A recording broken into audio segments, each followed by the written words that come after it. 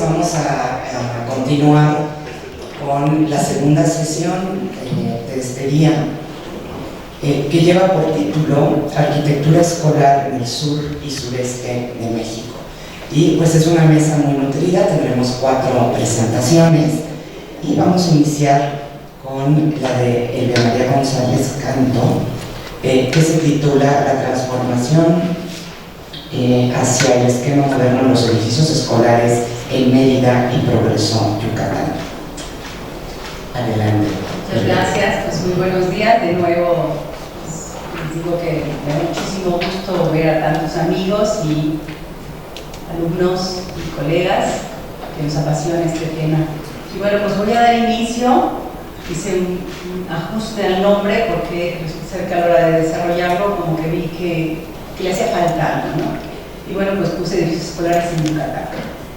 Bueno, hablando rápidamente de los antecedentes a estos periodos que inician con esa transformación hacia un esquema realmente moderno, en lo funcional, en lo formal, en los esquemas arquitectónicos, pues vamos a tener los antecedentes en las décadas del 20 y 30, con esas acciones postrevolucionarias que pues emanan desde luego de políticas nacionales, ¿no?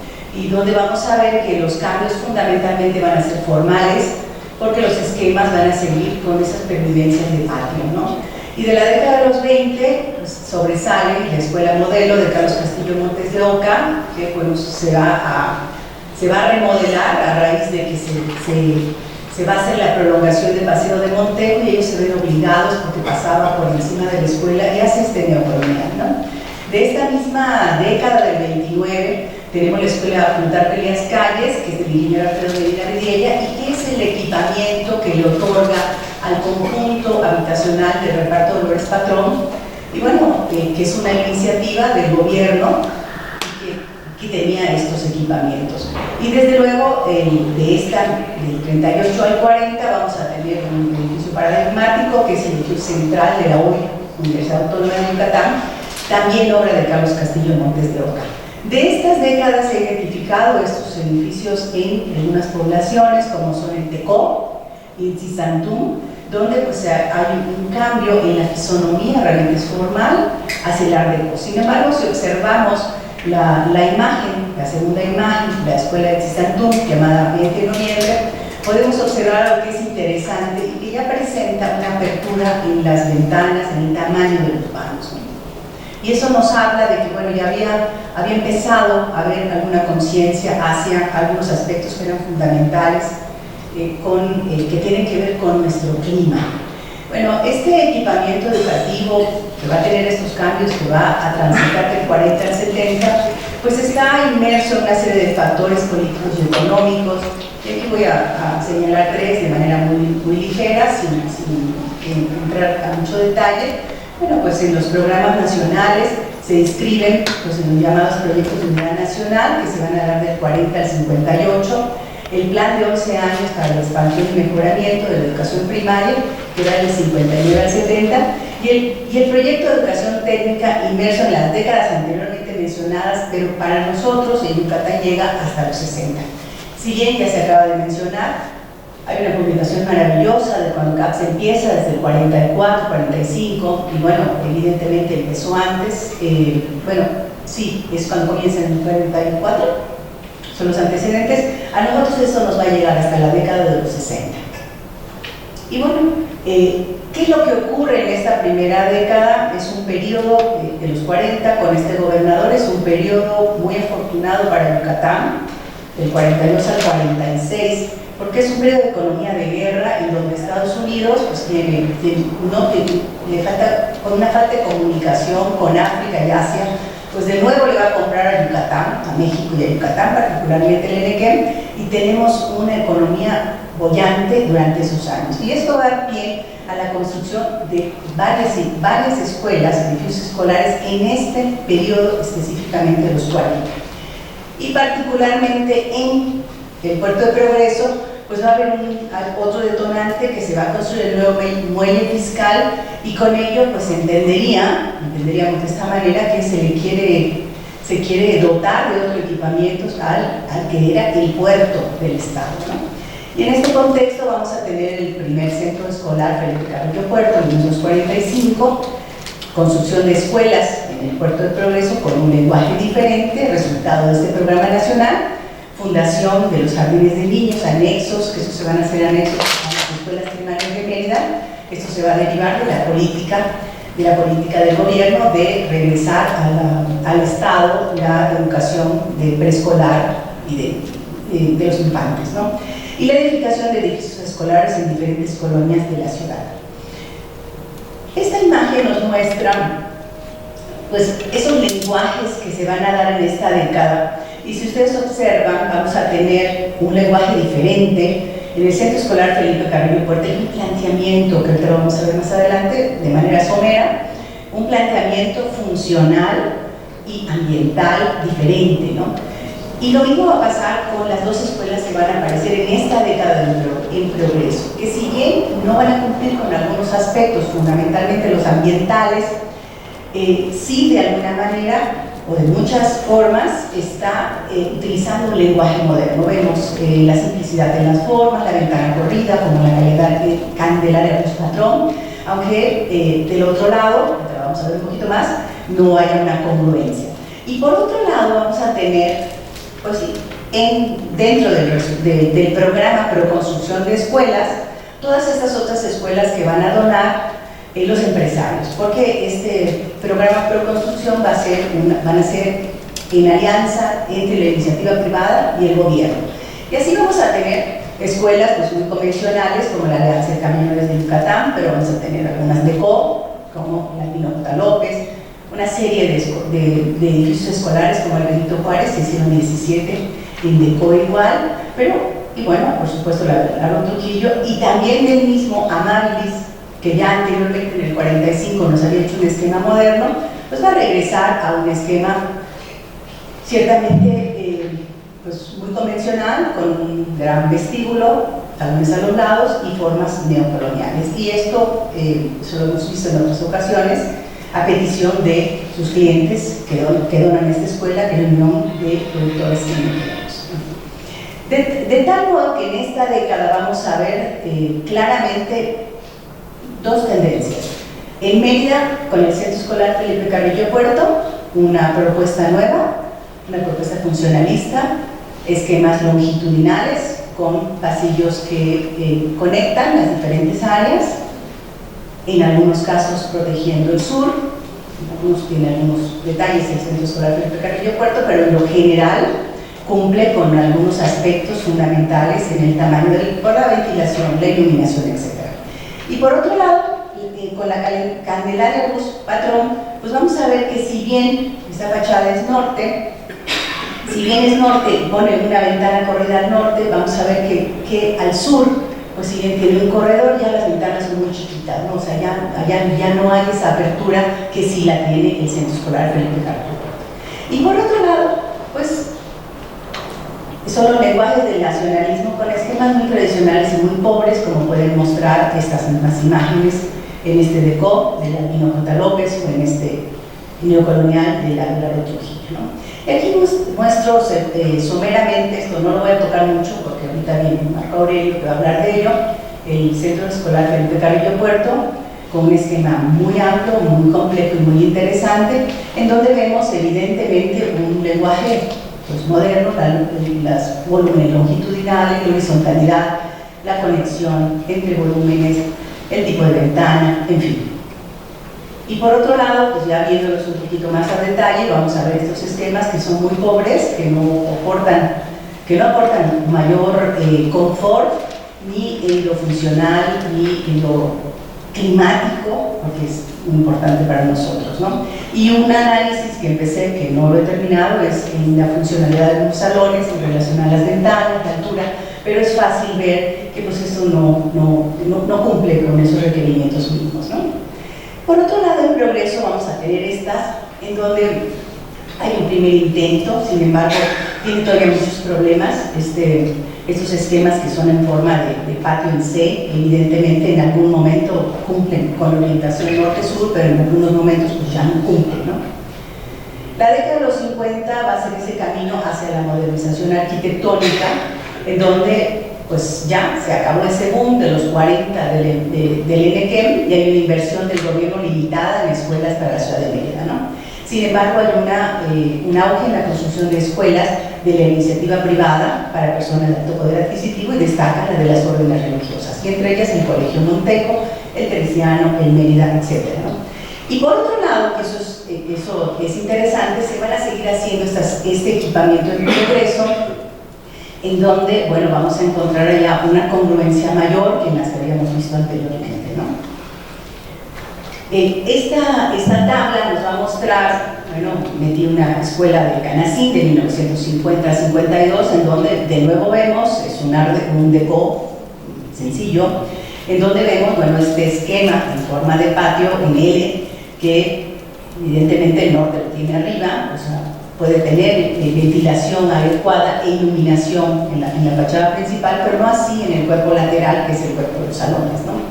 Cosa muy diferente vamos a tener en la que se va, en esta y otra que se va a hacer el Progreso de 1950, la Filemón Villafaña, el Progreso, y que se cree, y yo creo que ambas son de Carlos Leduc.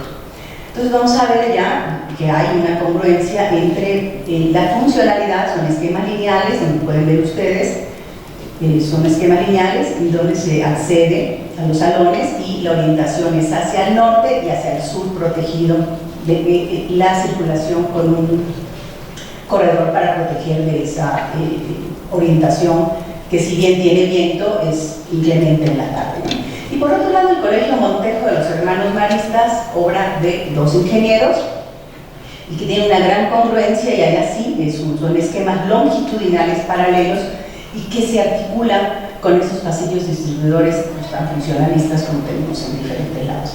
A diferencia de otras obras, estas dos obras, las dos escuelas, la Santiago Meneses y la Juan Crisóstomo Camilcano, del 57, ambas son de un ingeniero, el ingeniero López Peraza, y que bueno, vemos que le da un tratamiento de esquina muy parecido, y luego por allá va a salir el esquema de Juan O'Gorman, haciendo alas, y bueno, sabemos que pues este planteamiento nos va a dejar en desventaja alguna de las orientaciones, y si ustedes observan, no se observa muy bien, pero tampoco el planteamiento del tamaño de las ventanas, la ubicación es la adecuada, ¿no? Y bueno, sí, deja algunas áreas para otras actividades.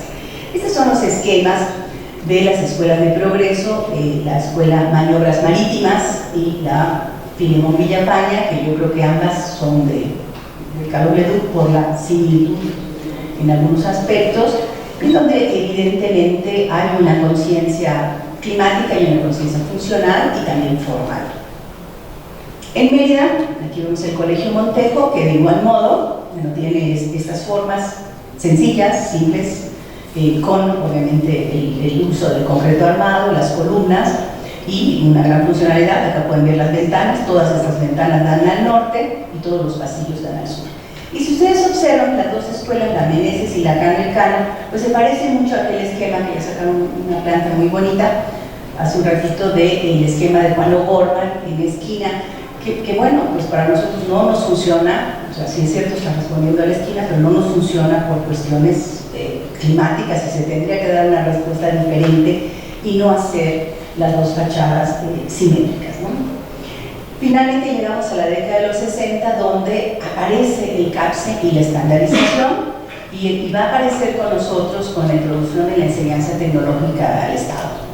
Esto que está presente en la República Mexicana desde la década de los 40, pues a nosotros nos va a llegar hasta los 60, ¿no? Inicia el CAPSE de Yucatán con el Instituto Tecnológico de Mérida, pero también hay otras acciones que van a desarrollar otros profesionistas que vienen de fuera, y que se va a dar particularmente con la descentralización de la Universidad de Yucatán, del centro de la ciudad, la zona del Fénix, y si bien pues, no abarcaba universidades, me pareció interesante mostrar este ejemplo por la época, ¿no? Y desde luego se continúa con la construcción de escuelas particulares que se están tratando de incorporar a los nuevos, a la arquitectura moderna, con ya sea ingenieros o arquitectos, ¿perfecto? Y finalmente el plan de 11 años, que es un plan que es para el mejoramiento y expansión. ¿Qué sucede? Vamos a tener poca obra por parte del gobierno nueva, y sí muchas intervenciones a las escuelas que han sufrido un abandono tremendo, ¿no? Entonces este plan de 11 años es un acuerdo con los empresarios para intervenir las escuelas que ya existían, y acá se muestran esas imágenes, pues que estaban en condiciones deplorables, ¿no?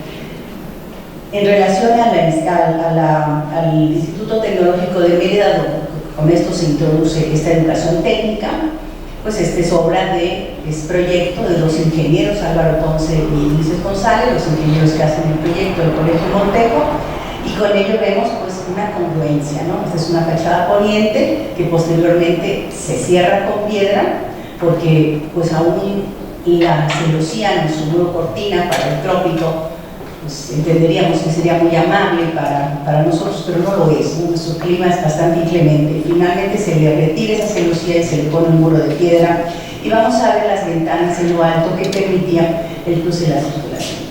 Por otro lado, en esta misma década tenemos la Escuela Secundaria Federal número 1, en donde es obra el proyecto, con sus adaptaciones y fundamentalmente en las cuestiones constructivas del arquitecto Carlos Castillo Zavala, hijo de Montes de Oca, en donde pues hay una total congruencia, porque conoce muy bien el medio, conoce muy bien el clima, y hay un acomodo, digamos, de sus grandes volúmenes hacia el norte y el sur, haciendo conexiones, pues en este caso muy interesantes, plásticas, con esta propuesta, ¿no? La incorporación de nuevos profesionistas va a traer otras propuestas, en este caso está la Facultad de Ingeniería Civil del arquitecto Fernando López Escalante, en congruencia con pues, la tendencia estructuralista, bueno, donde él quiere mostrar la estructura, vamos a tener esto, y de igual modo se van a hacer estos volúmenes paralelos, creando estos andadores pues, tan necesarios para nuestro clima, ¿no? De la secundaria Agustín Vadillo, en realidad lo que merece destacarse, porque el esquema es muy pobre, es ese auditorio donde el ingeniero hace un alarde, digamos, de la estructura. Y así llegamos a otras escuelas, el Instituto Comercial Bancarios, el Colegio Rogers. El Instituto Comercial Bancarios es muy pobre, sigue igual el mismo esquema que habíamos visto de esquina, con cierta pobreza, y consecuencias sobre todo en lo climático, más que en lo funcional. Y bueno, y el que sí rompe el paradigma por completo es el Rogers Hall, o el Peninsular, que es del ingeniero Fernando Roche, en donde hace una gran espina central y de ahí saca edificios paralelos armando patios, y es muy interesante porque si ustedes observan en la fotografía de abajo, esto me recuerda mucho a las escuelas abiertas, él pone estos grandes ventanales. Esta es una imagen del kinder, de los salones del kinder, donde todas las ventanas se abrían completas de herrería con cristal, y pareciera que estuviera dando de manera directa, ¿no? Finalmente, ¿qué es lo que va a pasar? Que se van a abandonar, o sea, va a proliferar la construcción de estos grandes volúmenes. Esta primaria federal, Florinda Batista, yo no sé, tengo la impresión de que puede ser uno de los esquemas de las escuelas rurales, los techos inclinados, donde no hay nada más que un solo edificio, y va a proliferar la construcción de grandes volúmenes sin ninguna idea de un conjunto. Lo mismo va a ser un volumen para aulas, para biblioteca, para salones o para lo que sea, y no de una conectividad, no lograr un conjunto y lograr patios, que pues no me da tiempo de hablarlo todo, pero pues que permitan una convivencia diferente entre los estudiantes.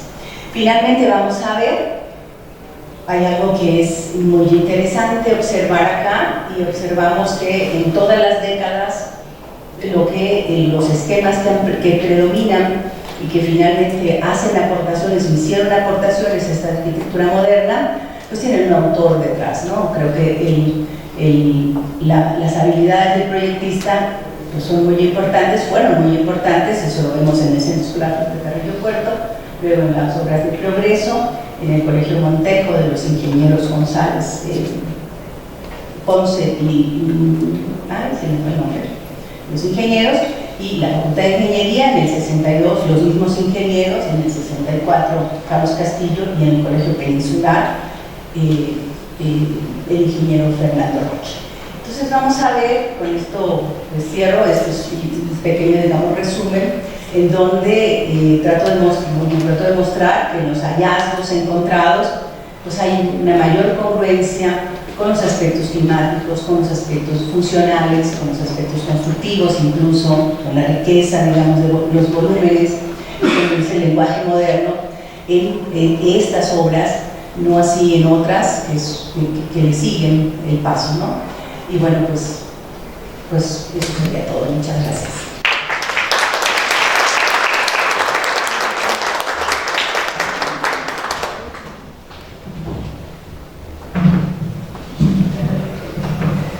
Muchas gracias, Silvia. Pues tenemos unos minutos para preguntas. No sé si alguien tiene alguna pregunta para Elvia. El doctor San Martín. Hay que pasarle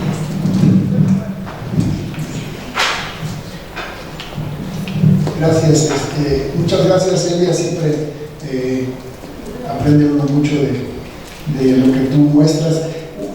Me queda claro que había una respuesta al clima en torno a las habitaciones y cómo estos esquemas había unos más acertados y otros menos, ¿no? Pero en el tema, digamos, de materiales, ¿hubo alguna aproximación?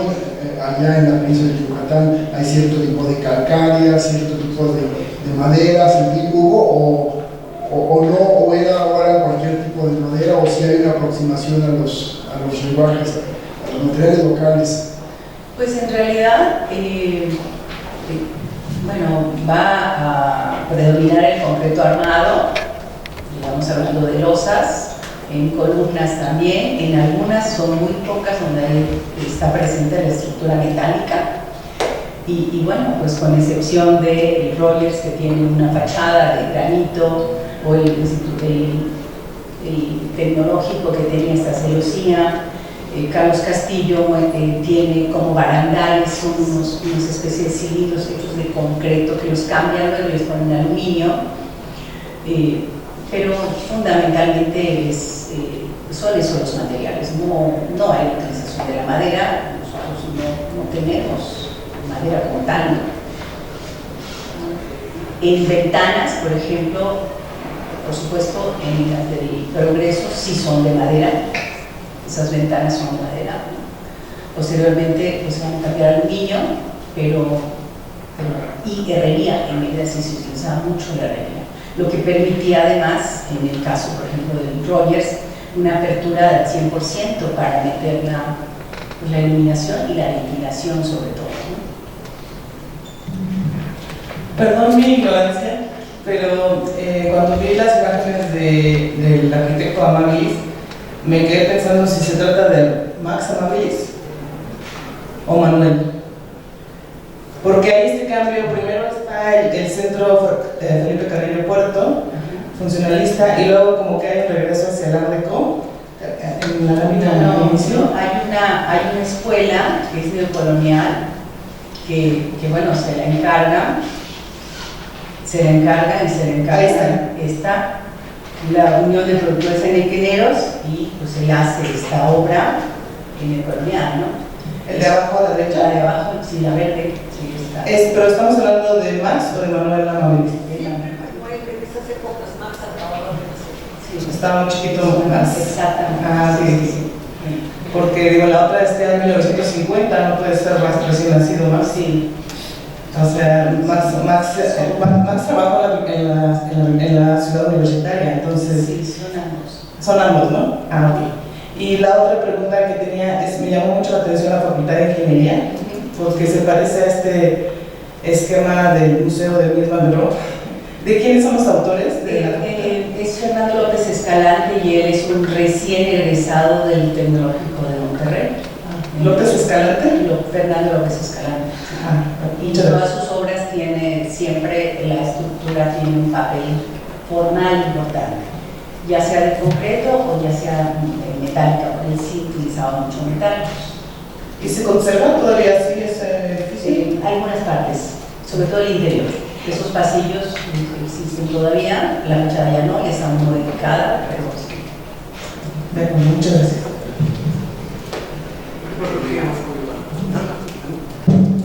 Una pregunta, ¿estos cambios no tendrán que ver con el aire acondicionado? ¿Con que empezó a existir el aire acondicionado?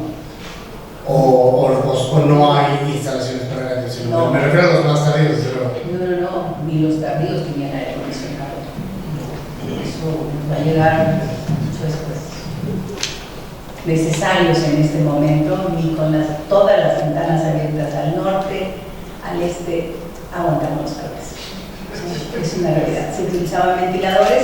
La realidad es que creo que las temperaturas han variado muchísimo, o sea, ha habido un incremento en las temperaturas y también, bueno, pues algunos esquemas, el rollo está muy arbolado, ¿no? Entonces eso en definitiva baja de una manera impresionante la temperatura en cualquier lugar. Y lo estamos viviendo ahorita, que tenemos esos calores intensos y lo sientes, ¿no? Tendríamos tiempo para una pregunta más, si la hubiera. Ok, si no, pues le damos las gracias a Elvia por su presentación.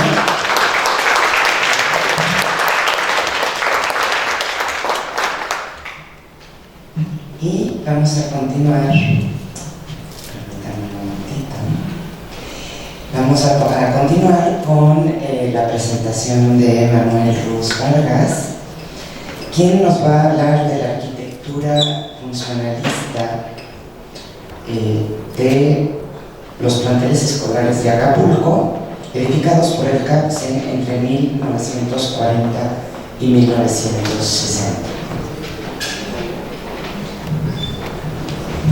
Pues adelante, Manuel, te ayudo a poner tu presentación. Bueno, antes que nada quiero agradecer a Iván que haya aceptado mi propuesta. Realmente está en proceso, pero para mí era interesante y muy importante estar con ustedes en este evento, ¿no? Sobre todo para agradecer toda la muestra de atención y cariño que nos dieron el año pasado. Y pues vamos a hablar del tema de Acapulco. Acapulco tiene dos épocas históricas muy importantes, ¿no? Sobre todo cuando es la época colonial, es un intercambio comercial con Asia, y hay otro que surge en el turismo, en los 40, los 50, cuando el proyecto de reconstrucción del país y la dotación de infraestructura llega a Acapulco durante muchos años, después del problema de la independencia. Acapulco estuvo aislado, el puerto estuvo aislado y estuvo viviendo realmente el intercambio comercial como abasteciendo barcos, ¿no? El desarrollo económico, académico, intelectual era muy bajo. La mayor parte de los pobladores, sobre todo los descendientes de familias españolas, cuando estudiaban se iban a Estados Unidos en barco, o se iban a la escuela más cercana era Chilpancingo, en tema de secundaria, de niveles secundarios. En Acapulco, como en muchas de las ciudades, había básicamente escuelas de beneficencia, por así decirlo, que eran las iglesias, los catequistas, realmente, ¿no? No teníamos tantas escuelas, ¿no? Entonces es una imagen del proyecto de Carlos Contreras junto con la propuesta de Jacques Lambers cuando propone la dotación de un destino turístico. Les comentaba, ¿no?, el proceso de las escuelas. En el siglo XIX, al final del siglo XIX, había nada más 2 escuelas y eran de las familias comerciantes, de los que tenían dinero para poder mandar a sus hijos a la escuela de hombres o a la escuela de mujeres.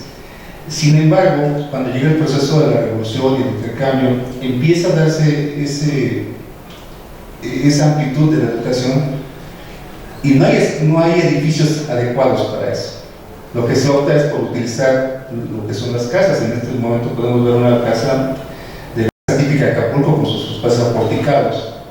Esta escuela funcionó hasta 1990, todavía era el Jardín de Niños de la Quebrada. Y la imagen que tenemos arriba era las clases que se daban a la gente pobre dentro de las cuestiones de la catequesis de los sábados y los domingos. ¿Sí? Entonces, ya cuando la aparición del CARS, ya cuando Acapulco también tiene una importante presencia por el desarrollo económico que genera la inversión en la infraestructura turística, empiezan a detonar varias propuestas en lo que es el tema de la educación, que esto fue en el ámbito a nivel nacional, ¿no? Obviamente la educación es una muestra del nivel económico, social y de las ciudades, ¿no? Y en base a esos niveles de ingresos va a ser el tipo de formación que van a generar, o también cuál es el tipo de actividades que tienes que desempeñar para mejorar tus condiciones económicas. Dentro de la política del CAPSE está una visión que tenía que ver con la densidad y la dispersión de la población. ¿Qué tanta gente vivía en ese lugar? Ya lo comentó Vanessa, la formación de los maestros, precisamente era muy importante. Ese proyecto de Vasconcelos de alfabetizar fue muy grande, y también ahí influye Jaime Torres Bodet con su participación en el caso concreto de Acapulco, ¿no? Hace la biblioteca, no la puse aquí porque como no la digo, pero sí yo creo que lo voy a incluir. Incluso él inaugura cuando está en esa escuela. La decisión era muy importante, sobre todo en las zonas rurales, porque la gente estudiaba 1 o 2 años, aprendía a leer y ahí desertaba para incorporarse a la actividad económica. Y eso fue el proceso que decía Acapulco. Las imágenes muestran cómo pasamos de ese famoso pueblo de pescadores a un pueblo comercial, a un pueblo ya, a una ciudad cosmopolita, por decir los 40, donde la población realmente se incrementó, fue por producto de la migración. Como les comentaba, no había edificios educativos en ese tiempo. Todo lo que hizo fue que la revolución empezó a hacer justicia, y uno de los primeros jardines de niños que se hicieron fue realmente era la casa de playa de Maximino Ávila Camacho. Hace su casa en una isla, pone un puente para hacer desdote y poderlo tener como propiedad privada. La hace en el 43, fallece en el 45, y Miguel Alemán se despropia y en el 49 empieza a funcionar como jardín de niños. Y es un espacio privilegiado donde se van adaptando los lugares con amplios pasillos. La vivienda era bastante amplia y subsistió durante casi 40 años, ¿no? O sea, afortunadamente en el 90 el gobierno concesiona un acuario que fracasa y realmente está en condiciones muy lamentables. Pero ya en los 50 sí surge el primer jardín de niños diseñado por lo que digamos CAPSE. El proyecto es el prototipo del jardín de niños Juárez, diseñado por Enrique Yáñez. Le comento esto porque yo tengo muchos problemas para poder certificar la autoría de los autores. Ahí es muy complicado poder accesar a la información directa. Ya los archivos están en situación lamentable, y lo que estamos haciendo es a las entrevistas, a los estudios de vida, estudios de caso, para que la gente nos empiece a dar o compartir imágenes o experiencias, y a través de eso vamos tejiendo y estructurando una propuesta con ciertos niveles de lógica. Bueno, esa es la imagen de la izquierda, la imagen que está ahí, esa es la escuela del prototipo. Sí se emplea material de la región. Bueno, la de colores actualmente, ese es un conflicto que tengo con el CAPSE. El proceso de la estandarización que se hicieron produjo que varias de las escuelas o edificios que presentemos hayan sido demolidos, por el problema, ¿no?, de estandarizar las dimensiones. Ese es el prototipo que se tenía, que funcionaba el diseño con material de la región, era piedra de lo natural. Y una cosa muy importante que se toma aquí en cuenta, yo creo que no fue el único, pero ya había un estudio previo de Enrique de la Mora y de Mario Pani, donde hablaba de las virtudes de utilizar los materiales de la región, las celosías sobre todo, y los grandes aleros, que era para generar, principalmente para protegerse de la lluvia y del sol. En el caso de Acapulco es una situación muy común. Entonces aquí, en esos espacios, estaban diseñados también para formar a los nuevos ciudadanos. Había espacios para el lenguaje, que les enseñamos a hablar, lo que es la actividad de los medios de expresión. Lo comentaba también Vanessa y ahorita, que hablaban de esos espacios donde debía estar pequeños huertos familiares, había pequeños jardines, ¿sí? Había también, no podía faltar el aula de canto, que muchas veces era al aire libre, nada más se tenía el piano ahí para que los niños vocalizaran y empezaran a generar, a mejorar sus actividades motoras, sobre todo, principalmente. Pero Acapulco también no estaba exento de lo que era la escuela rural. La ventaja, como que es de poderla armar con gente con mucha capacitación, sobre todo la condicionante que la estructura pesara menos de 50 kilos, era fácil poder utilizarla, ¿no? Entonces, tuve la suerte en el 2006, de manera fortuita, trabajé en esta obra, me tocó hacer la memoria descriptiva con la Fundación Niños en la Alegría, que preside Alejandra Alemán. Y es una ventaja, y a través de ellos empezamos a conocer algunos trabajos, de poder conservar lo que es los valores patrimoniales. Esta escuela estaba destinada a ser también demolida. Después del sismo 85 se hizo una intervención que fueron lo que son unos muros, esos muros para reforzar la estructura, y todavía funciona. La imagen que ustedes ven de interior con las butacas ahora se tomó en enero de este año. Después del huracán se volvió a dar clases. Entonces todavía está funcionando de manera muy eficiente en 2 turnos. ¿Sí? Y la que sigue es la que preguntaba, no había escuela secundaria, la secundaria se inaugura en el 39, la primera secundaria en Acapulco, y se habilita lo que era el antiguo edificio, la oficina de telégrafos, una construcción de finales del siglo que sucumbe en el 62, hay un sismo que la debilita, la destruye y construyen otra escuela ya en el periodo de Ruiz Cortines, y logran hacer este prototipo que ya hemos visto, que es una escuela ya estandarizada, son 12 salones por nivel, son 32 aulas, tiene talleres en la parte baja, tiene un gran espacio de área deportiva, y prevalece lo que comentamos ahí, el uso de la celosía para ventilación cruzada e iluminación fue muy importante. Hasta el 2000, que podría decir, concretamente hasta el 90, en Acapulco no usaba ni ventilador ni aire acondicionado. Del 90 para acá ya hubo un incremento de la tecnología que ha afectado mucho lo que son tanto los espacios como las fachadas de los edificios educativos.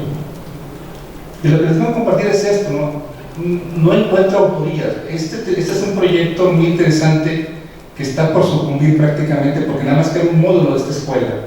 Es una escuela trazada en forma de C, son 3 cuerpos diferentes, donde están 6 aulas en los graduados de primero a sexto grado, tenía celosía por ambos lados, y no sé si se alcanza a apreciar la imagen del grupal de los niños, cómo se ve la techumbre, y el tipo de muros. Los muros eran muros bajos a 1.40, eran espacios abiertos, con celosía nada más. Esto es lo que intenté yo, sacar una representación gráfica de este proyecto, de cómo era todavía en los 70, y les comento, actualmente se conserva un pequeño módulo que es esto. Ha sido intervenida. El nombre de la escuela es Apolonio Castillo Díaz, que era el fundador del comando submarino. Fue un buzo que falleció en un rescate de un cuerpo de unos extranjeros. Entonces, por la forma del cascarón que se tiene en la cubierta, a los niños les decían que esa forma ondulada eran las olas del buzo que estaba viendo para poderse emerger a la superficie, ¿no? O sea, inventaban una serie de relatos para que la gente tuviera un sentido de identidad y pertenencia a esa escuela. Lo interesante era, por ejemplo, las lajas de agua pluvial, como todavía las conservaban. Y les digo, ahorita todavía se conserva ese espacio. Lo impresionante es, la losa no tiene más de 5 centímetros de grueso.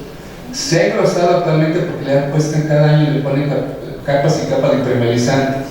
Y hay unas partes que llegan a tener hasta 8 centímetros, pero esta que tiene 2 centímetros. Y los aleros de 2 metros, 2,50 se sostenían de manera muy, muy fácil. Aquí está la parte superior de la cubierta, donde todavía ya se ve la inclusión de los aires acondicionados y todo. Y cómo está ahorita, con los prototipos que hace, ahí en Acapulco, es el IGIFE, que es el Instituto de Infraestructura Educativa del Estado de Guerrero, que se supone se rige por la norma del CAPS. En un periodo de 10 años demolieron 2 veces la escuela para poder hacer la que se tiene actualmente. Entonces el prototipo que se tiene es la escuela que estamos viendo en el primer nivel.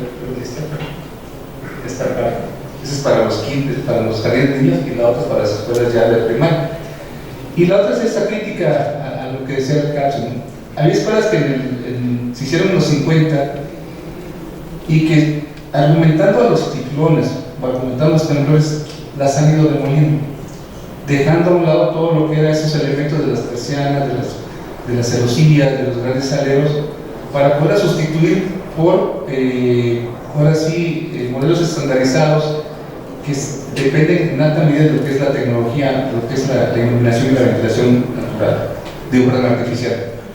En los 50, durante el periodo del Miguel Alemán, nos encontramos que quien construye en Acapulco es la Junta Federal de Mejora de Materiales. Entonces ahí nosotros tenemos problemas para saber si los proyectos fueron de Carlos de Luz, si fueron de Mario Pani, si fueron de Enrique Llanes, porque nada más dice, bueno, lo dice la Junta, pero no dice quiénes son los autores. Construyeron 3 escuelas en el periodo del alemanismo. Una fue que esta se supone, yo lo he comparado y es muy similar a la que hizo Carlos de Luca en Tamaulipas. Es una escuela de 3 niveles que se demolió en el 62 porque hubo un sismo y la afectó. La otra escuela que se construyó, bueno, que se construyó también con recursos de la Junta fue la Ignacio Manuel Altamirano. Esta escuela es de las primeras, se funda en 1906 en una casa particular. La Junta construye la escuela en el 48 y en el 2001 la demuelen por causa del huracán Paulina, que un huracán no le pasó, no le afectó la estructura. Sin embargo, había recursos y con primer recursos había que aprovechar esos recursos.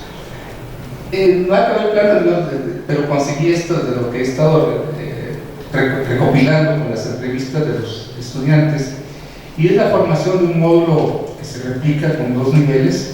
La parte de arriba son los talleres. En las secundarias, platicamos hace rato con Fabricio, los talleres eran fundamentales en estructuras metálicas, de carpintería, de electricidad, de costura. Eran las actividades que hacían que los niños también pudieran incorporarse al sector laboral. De esos talleres eran al aire libre, no tenían espacios específicos de diseño. Es lo que les comento, la escuela que está todavía hasta el 81, la imagen que tenemos, pero en el 2001 la demolieron y tenemos esa actualmente. Pero lo que más quiero destacar es esta que se hace ya con proyecto de la Junta. Es una propuesta de un edificio tipo C que funciona es la primera escuela que cuenta con electricidad y instalación hidráulica. Y decían ahí, cuando rendían los informes, Melchor Perrusquía, que era la escuela que tenía regaderas para que los niños se pudieran bañar, porque muchos ni siquiera tenían regadera en su casa. Esa escuela funcionaba 3 turnos, era matutino, vespertino y nocturno. El nocturno era para adultos, era educación para adultos. Hicimos un proceso de reconstrucción para poder hacer como era en su época de esplendor, por así decirlo. Y esta es la planta que se tiene, ¿no? Realmente son 5 módulos, o sea, cada espacio está dividido, están separados, tiene juntas constructivas. Esa es la planta baja con los salones y la planta alta. Pero ¿por qué les quiero platicar esto? Porque ahora que en el sismo hubo en el 2019, 2021, dijeron que la iban a demoler, igual que las otras. Empezamos a hacer un sondeo y hubo muchas gente egresadas que decían, pero ¿por qué la tiran? O sea, se han matado muchos temores porque la van a hacer. Por influencia y experiencia de ustedes, yo recurrí al SNUEL para que me apoyara y me contactó con Dolores Martínez Solar. Conseguimos la ficha técnica porque este edificio está catalogado como Patrimonio de Arquitectura Relevante del siglo XXI. Por eso tuve acceso yo al informe que emitió de Protección Civil para decir cuál era el argumento para demoler la escuela. Decían que era un edificio que no tenía juntas constructivas, que tenía 75 años de edad y que ya había cumplido su fecha útil. Fue evaluado y porque no atendía los artículos del reglamento de construcción del 2001, 2020, o sea, todas esas normas oficiales del 2020, del 2018, 2019, son con las que evaluaron ese inmueble. La recomendación, bueno, pues si no estás contento, saca tu propio dictamen. Y lo que hice fue apelar a quienes estudiamos ahí, a quienes egresamos, y lo saqué 5 dictámenes, donde esta era la ficha que me dio acceso a esa información. Y de los dictámenes conseguimos el de los técnicos, tanto a nivel de Protección Civil del Estado como del IGIFE, y detectaron que la escuela tenía la resistencia suficiente para poder seguir siendo utilizada. Sí había que demoler una losa de la escalera, que era por falta de mantenimiento la que se tenía que cambiar. Estos son aspectos de la escuela, ya son recientes, también por los efectos del huracán. Se logró demoler un edificio que estaba ahí, pero esas aulas de medios que hacía era que lo pegaban al hotel y eso le afectó el estructura, entonces demolieron el edificio para poder dejarlo libre el espacio. Y se mejoró las condiciones ahorita, ¿cómo se llama? La mesa directiva de los padres de familia tuvo un papel importante porque nos acompañó a las instancias con los funcionarios de educación, y este todavía conserva lo que son los jardines o los huertos pequeños, donde a cada grupo se le asignaba un pequeño jardín para darle mantenimiento y generar una cultura de sustentabilidad. ¿Cuál era el temor de que lo demolieran? Decían, lo vamos a demoler y lo vamos a reubicar. El problema es que es una escuela que tiene 7,000 metros cuadrados, que está sobre la costera Villa, es la única escuela que tiene ese acceso. Y el temor era, conociendo a nuestros funcionarios, porque ya lo hicieron, la demuelen y se la llevan a otro lado. ¿Y qué pasa con ese terreno? Entonces digo yo, hicimos eso, las fichas nos sirvió de mucho, y gracias a eso nos envalentonamos y que seguimos luchando y nos enfrentamos al centro de convenciones, que pues está todavía ahí en fracaso, pero quiero agradecerles a todos quienes participaron. Catherine también me mandó un video muy emotivo, el doctor Alberto González y varios miembros del Docomomo nos apoyaron con este documento, que sí generó un nivel de sensibilidad para que al menos el 50% del espacio no se demoliera, no se utilizara como hospital, pero realmente no es cierto. Ya ahorita están haciendo un parte militar en la parte que iba a ser cultural, y están haciendo una central de transferencia de lo que es el centro de convenciones. Esa fue la cédula que le llevamos al gobierno, porque la idea era ocupar todo el espacio. Estoy hablando de lo que es el centro de convenciones. Pero yo lo que es, por eso quería agradecerles el apoyo, porque logramos salvar la escuela, todavía se conserva, y del centro de convenciones al menos tenemos la mitad, no sabemos qué tanto vaya a trascender. Pero es un trabajo que está en proceso, que me estoy involucrando mucho, pero sobre todo porque estoy trabajando en historias de vida. O sea, la gente está siendo muy amable y está compartiendo esas imágenes. Ya la labor más académica será conseguir la autoría específica, porque digo, el problema que decían es que la CAPSE tenía trabajada por zonas, y cada zona tenía un director. Entonces esos directores no sabemos quién fue el autor de este tipo de proyectos. Los planos que tenemos realmente no dan mucha información, ¿sí? Pero sin embargo estamos recurriendo, a la gente que vivió esos espacios y que tiene algún tipo de recuerdo. Bueno, pues era lo que les venía a compartir, y les agradezco otra vez la invitación.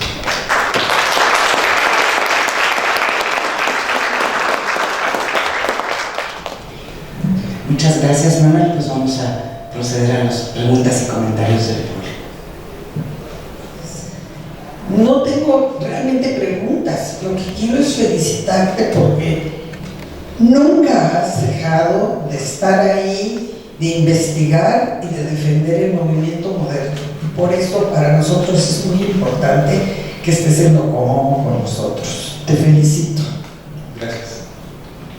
Bueno, Manuel, también yo quisiera también felicitarte y hacerte una pregunta relacionada con la gestión que has estado realizando ante las autoridades. No sé si de alguna manera has podido tener el apoyo, el aval, la coadyuvancia de alguna asociación civil, digo, aparte del Docomomo y de las personas que te han ayudado, de ahí mismo, o sea, alguna asociación popular, alguna junta de vecinos, alguna entidad, digamos, social, porque muchas veces ese apoyo es fundamental para que te hagan caso ante las autoridades. Digo, nosotros lo pasamos en Mérida. Pensamos que muchas veces el hecho de que la gente que vive en el entorno, cuando toma un papel, toma un lugar en este tipo de defensa patrimonial, digo, aparte del hecho de que ellos asumen también la necesidad de rescatar y de preservar su patrimonio, también creo que a nivel público tiene un mayor impacto social, y eso siempre es tenido en cuenta por los gobiernos, es decir, siempre hay una consideración especial para evitar que eso se vuelva un conflicto político, ¿no? Y eso a veces ayuda a abonar. Entonces, no sé, mi pregunta es, ¿hay alguna organización social que esté coadyuvando, ayudándote en esta defensa? Bueno, como le comentaba, ahorita no no la he contactado. Yo conocí de manera fortuita a Alejandra Alemán y ella apoyó para que se rehabilitara lo que era la escuela Adolfo López Mateos, la que es la escuela rural. Todavía se conserva y a través de ella hemos tratado de poder ver qué se puede hacer más, ¿no? En el caso de la escuela, la última, la Manuela de la Camacho, sí me ha apoyado en los vecinos, en la comunidad de padre de familia, pero también en la Academia Nacional de Arquitectura Capítulo de Acapulco, el Colegio de Arquitectos de Guerrero, la misma Universidad Autónoma de Guerrero. O sea, sí tenemos ese tipo de apoyos, ¿cómo se puede decir? Como un tipo paliativo, ¿no? Muchas veces, porque a la hora de ir y hacer las cosas no es tanto, ¿no? O sea, pero por ejemplo, en el caso de los dictámenes, a través de los colegios de ingenieros civiles de egresados, logramos esos 4 dictámenes que decían que no había ningún problema por el edificio. El edificio, al estar dividido en módulos diferentes, no había tenido ningún efecto. Los huracanes, los temblores no le han pegado. Incluso ya había sido intervenido. O sea, las intervenciones que han sido muros de refuerzo no afectan en gran medida en lo que es su diseño. Es una cuestión por seguridad. O sea, el primer compromiso que les dije yo a los padres de familia, porque muchos se opusieron, si hay que tirarla ya está vieja. Yo no voy a exponer a mi hijo que se caiga en la escuela. Pero lo principal es la integridad física, ¿sí? Nos interesa mucho la integridad física. Si se tiene que demoler, que se demuela, pero sí quisiéramos tener el punto de vista de gente que sabe al respecto. Porque digo, porque no solamente la escuela, se han perdido muchos inmuebles, porque cuando pasa un desastre natural, los dictámenes son con normas actualizadas y quienes hacen los dictámenes no es gente especializada, son estudiantes que están cursando apenas una carrera y lo que hacen son checklists. Entonces muchas de las viviendas no, pues ya no cumple porque no está de acuerdo con la norma pues de 2022. Y ahorita con lo que pasó del huracán, se actualizó por enésima ocasión el reglamento de construcción. Entonces, si lo actualizan, si los evalúan con esta norma actual, ningún edificio va a pasar. Entonces todos están susceptibles de ser demolidos porque no cumplen con esta norma. O sea, la ley que aplica no es retroactiva. Gracias, sí. Digamos, tu evaluación, hemos visto el caso de Mérida, de Yucatán en general, cómo las soluciones del CAPSE intentaban paliar un poco y tropicalizarse, por así decirlo, ¿no? En el caso de Acapulco, digamos, tu evaluación respecto a la estandarización que planteaba el CAPSE, ¿sí logran flexibilizar y adaptarse y tener beneficios al clima o fue insuficiente? No, o sea, todo es altamente depende de la tecnología. Si no hay aire, si no hay iluminación, no se trabaja. Y el otro problema es que tal vez conozco 2 experiencias, 2 inmuebles que en menos de 10 años construidos por la dependencia que se encarga de Jife, que se Guerrero, las han demolido. Hacen edificios de 2 niveles, no sabes qué, tíralo y es uno de 3 para poder implementar la progresión estructural. Cuando son cosas como es que esto no es justificable, ¿no? Entonces, sí hay serios problemas con ese tipo de intervenciones que son básicamente muy radicales, porque la prometió el diputado, la prometió el senador, la prometió el regidor, se hacen, no se toma en cuenta mucho lo que es la opinión de la comunidad. Pues ahorita sí, quiero decir, sentamos un precedente con esta intervención y pues esperemos que ya no sea tan radical las demoliciones que vayan a hacer. Pues si no hay más preguntas, le daremos las gracias a Manuel. Y yo quiero decir que de veras felicidades. Es una labor admirable lo que estás haciendo.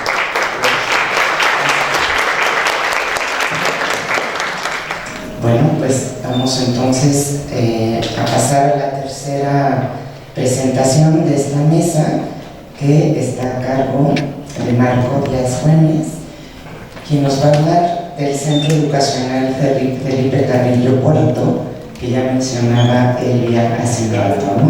De 1945. Ascenso y caída de una escuela normal con equipamiento docente experimental. Pues adelante. Muchas gracias. Gracias siempre, y de estar aquí en Ciudad Universitaria. Aquí tenemos un edificio que mostró en la presentación de ella, es un edificio muy importante. Vamos a tratar de entender cuál fue su valor simbólico para el gobierno que lo promovió, ¿no? En primer lugar, vamos a hablar obviamente del ascenso y del proyecto de educación pública que tuvo un régimen socialista en Yucatán, un régimen socialista revolucionario, ¿no? Este régimen, cuyo líder más importante fue Felipe Carrillo Puerto, que estamos cumpliendo 100 años de ejecución, 3 de enero de 1924. En una entrevista que le hicieron aquí como gobernador electo aquí en la Ciudad de México, le preguntaron cuál era el proyecto de su gobierno, y él decía: el proyecto de la Revolución en México es la redención del indio humano, ¿no? Y le volvió la pregunta: ¿y cuál va a ser su ejecución? Y él dijo: vamos a entregar tierras, vamos a abrir escuelas y vamos a hacer carreteras, es decir, reparto agrario, educación pública y infraestructura para comunicar a los ejidos, ¿no? En vez del tren que tiene un horario de salida, mejor las carreteras que iban a liberar el transporte, ¿no? Y por eso su primera obra, él solo duró 2 años en el cargo porque lo mataron, fue la carretera Mérida-Canacín, que Canacín hoy es un municipio conurbado de Mérida, hoy es el municipio más poblado después de Mérida.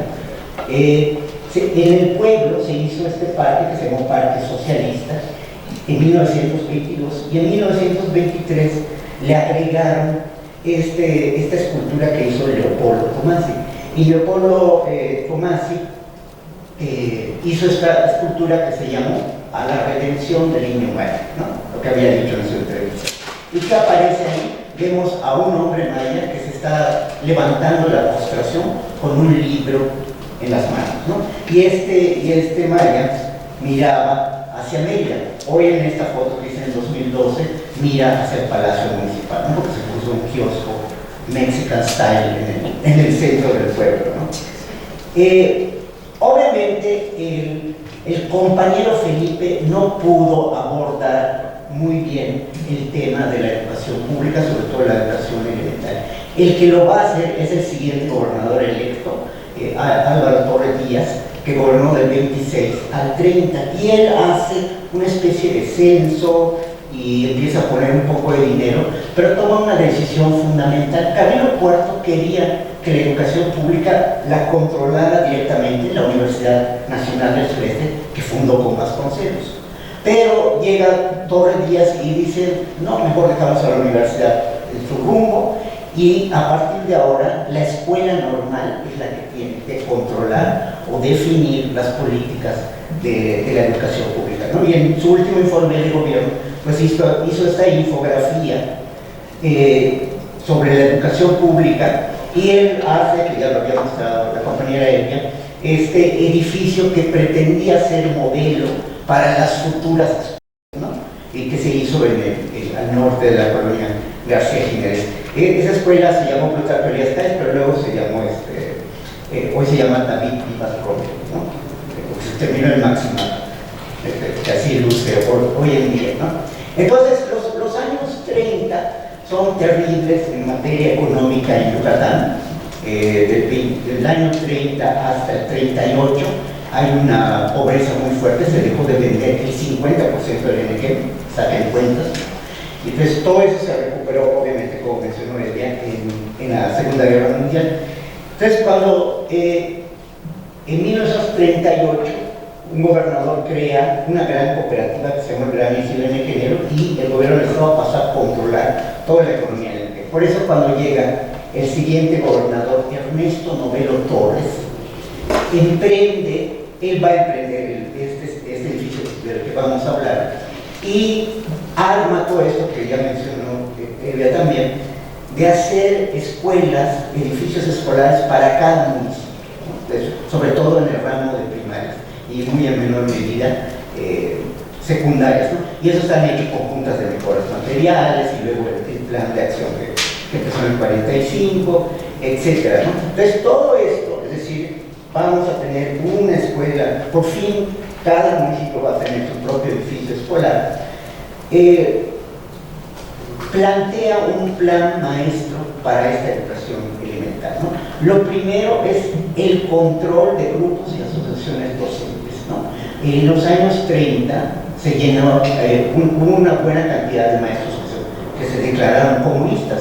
En Progreso, de hecho, se fundó una escuela que se llama Carlos Marx, por ahí del año 36, ¿no? Y que eran grupos bastante difíciles de controlar, ¿no? La otra es llevar la profesionalización a otro nivel, digamos ya sin comunismo, ¿no? Sin mácula soviética, y obviamente estos objetivos centralizarlos en la Ciudad de Mérida, ¿no? Ese es el plan maestro que consiguió el profesor Ernesto Novelo Torres. El secretario particular de Ernesto Novelo Torres, que luego fue el siguiente gobernador, era maestro normalista. Entonces, digamos que desde el 42, el maestro González Beitia fue el que, digamos, fue la materia gris de esto, ¿no? Entonces van a proponer un edificio que haga esta centralización.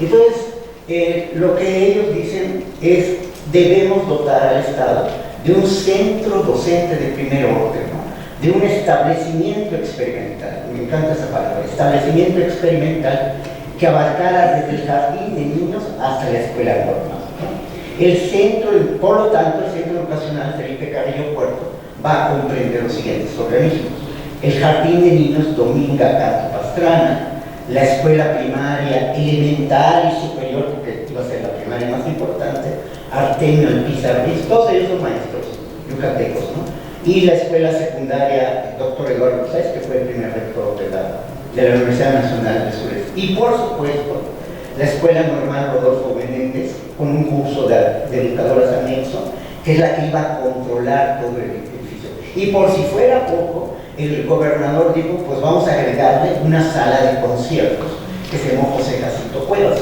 José Jacinto Cuevas fue un músico yucateco del siglo XIX y que era espiritista, por cierto, ¿no? En total se preveía que concurría a este centro 1.500 estudiantes y 116 docentes, ¿no? El costo de construcción fue finalmente de 2.410.000 y tantos pesos, y por supuesto fue diseñado y construido por Manuel Amadeus, ¿no? Entonces, ¿dónde eligió el gobernador el lugar? En un lugar que se conocía ya coloquialmente como la explanada del Castillo, ¿no? Que es atrás del mercado Lucas de Gálvez. De hecho, donde se ve la banderita, ese es el mercado de Lucas de Gálvez de la etapa porfirista, ¿no? Y ahí hubo una pirámide, hubo un convento franciscano que se fue demoliendo a lo largo del siglo XIX y hasta el siglo XX, ¿no? Entonces había esta explanada donde Salvador Alvarado en 1915 quiso hacer un parque, y hoy en día luce así. Lo estoy poniendo eso para que acá entendamos la dirección del edificio. Todo ese cuadrado blanco al centro es el terreno que ocupó el Centro Educacional Carrillo Puerto. Vean la calle 54, es la que da al poniente, y en la calle 54, dando al poniente, estaba la fachada principal, ¿no? La fachada principal tiene 3 pisos, ¿no? Y ese es donde estaba la escuela normal y la oficina del director de la normal, y a su vez director de todo el conjunto, ¿no? Con estos parterres de clausura, con sus jardineres. Luego damos la vuelta y esta es la vista o la fachada sur, ¿okay? Y aquí vemos estos parteluces con estas jardineras, y lo que vemos atrás de estas 3 unidades edilicias es donde estuvo la primaria y la secundaria. Ahora lo vamos a ver desde el ángulo sur-oeste, ¿no? Donde tenemos estas 3 unidades edilicias conectadas. Ahorita vamos a ver los pasillos. Y luego la fachada norte, donde estuvo ubicado el kindergarten, ¿no? Donde tiene una fachada simétrica, ¿no? Que tiene estas jardineras y estas parteluces a ambos extremos, ¿no? Y hacia el poniente estuvo la entrada de la sala de conciertos José Jacinto Cuevas. El gobierno, como comentaba Elvia, había mucho dinero que el gobernador mandó a traer al maestro Daniel Ayala de yucateco, gran músico nacionalista, a que armara la Sinfónica de Yucatán. Y también creó la Orquesta Típica de Yucatán, ¿no? O sea, combinando tradición y modernidad sinfónica. Y aquí iba a tocar la Sinfónica en los años 40, conducida por el maestro Daniel Ayala, ¿no? De hecho, lo primero que se inauguró como tal fue un concierto de la Sinfónica, ¿no? Y aquí es el pasillo de circulación entre la Normal y ¿cómo se llaman? Los salones de primaria y secundaria. La idea, por eso le dicen docente experimental, porque los propios estudiantes de la Normal podían ir a dar clases inmediatamente, ¿no? Desde el día 1.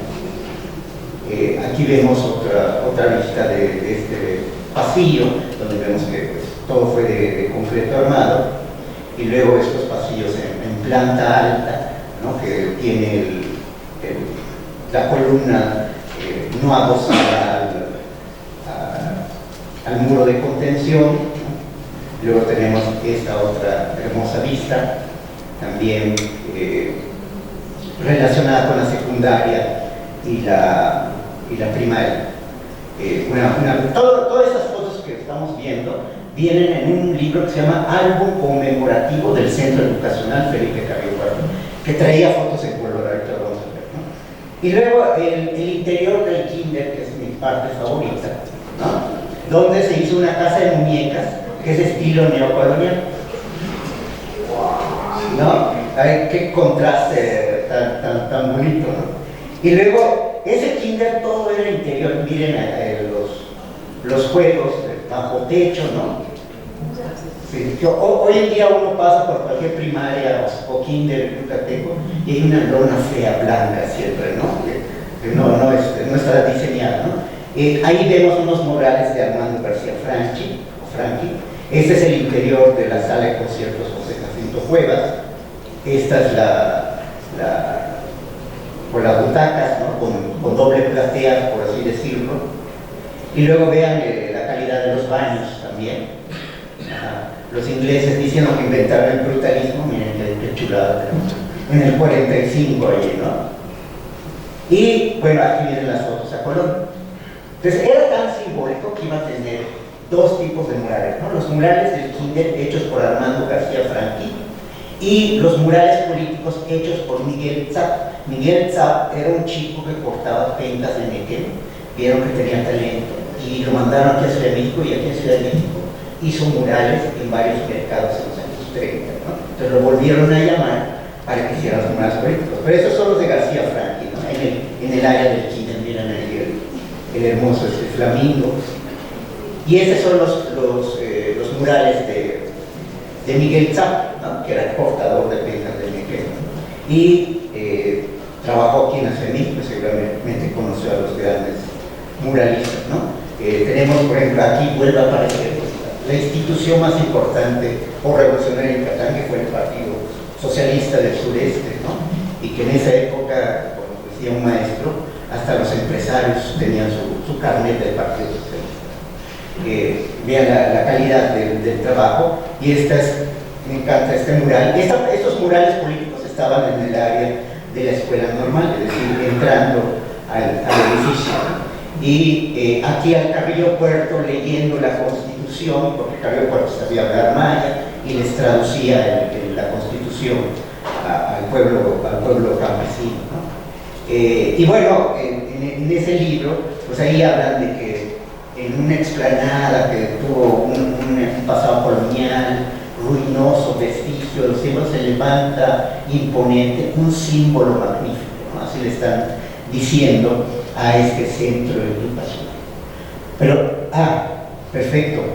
Bueno, en los últimos 5 minutos que queda vamos a hablar de la parte triste, ¿no? Como la noche triste con este hermoso edificio. La apertura fue el 16 de septiembre de 1945 y a un lado pueden ver como factores de su caída. Normalmente este sitio ha sido tradicionalmente politizado desde la época colonial, ¿no? Era pelearse con los franciscanos, era pelearse con el ejército, ¿no? Luego se hizo ahí los mercados y pues se creó pues, buscó un gremio, una presión de grupos de comerciantes, y luego la escuela quedó en esta gente de la normal, que nuevamente volvieron a ser facciosos, por decirlo de alguna manera, ¿no? Y que tenían pues como controles políticos muy serios, ¿no? Y la otra, como siempre, tuvimos en los 70, cuando se tiró el viejo Lincoln en el medio centro, más que fue en el 91, un municipio muy laxo en temas patrimoniales, ¿no? Y fue el último gobierno priista que tuvo la ciudad, que terminó tirando este edificio, ¿no? Como les decía, en el 45 fue la apertura muy fastuosa, y hay un cierre programado del 70 al 76. Curiosamente, una vez inaugurada el 45, toda esa zona cambia, se construyen muchos edificios a partir del 46, ¿no? Yo he hecho mi recorrido y me parece como, es ahí donde digo que hay una presión de los grupos de comerciantes, ¿no? Entonces, en el 70, el primer gobernador que se da cuenta de esto es Loret de Mola, el abuelo, que hace una inspección y decide cerrar para siempre el José Jacinto Cuevas, que la sala de consejo no se le había dado ¿cómo se puede decir? El tratamiento adecuado. Luego se le entrega a un grupo de comerciantes que hacen el mercado de Chetumalito, donde se vendía la fayuca, algo que los estudiantes de hoy no saben qué es, ¿no? Entonces, los yucatecos compraban fayuca de Chetumal, entonces ese se volvió el mercado de Chetumalito, pero los comerciantes tampoco le dieron mucho mantenimiento, que digamos, y desde el 89 el ayuntamiento lo quería tirar, se peleó con los comerciantes, estuvo involucrada la Facultad de Arquitectura haciendo un importante llamado, no se logró, y en 1990 fue la demolición completa del edificio, y quedó ya no en la explanada del castillo, ahí se le llamó la explanada del Chetumalito, hasta que en 2003 se construyó el mercado de San Benito, diseñado por Muñoz Menéndez y Augusto Quijano Montaje. Bueno, este era, vamos un poco rápido para terminar, esto era el castillo de San Benito, ¿no? En la época colonial, en el siglo XVIII. Esto es como de principios, finales del siglo XIX, la explanada estaba atrás del edificio que estábamos viendo, ¿no? Y así lucía unos meses antes de su demolición, el Centro Educacional Felipe Carrillo Puerto, la fachada principal, como pueden ver, ya no tenía ni las jardineras, ¿no? Que se tenían al principio, ¿no? Y pues hoy en día luce así, esa misma explanada.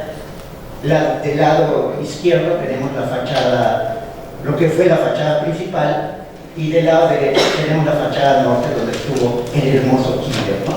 Pues bueno, eso fue la larga caída de un edificio que fue muy relevante para la educación pública en Yucatán. Muchas gracias.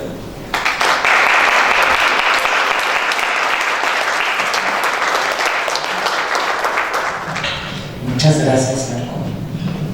Muy interesante, pero te deja un poco triste, ¿no? Saber que este magnífico edificio desapareció. Pues tenemos unos minutos, al igual que con los demás ponentes, para las preguntas que quieran hacer.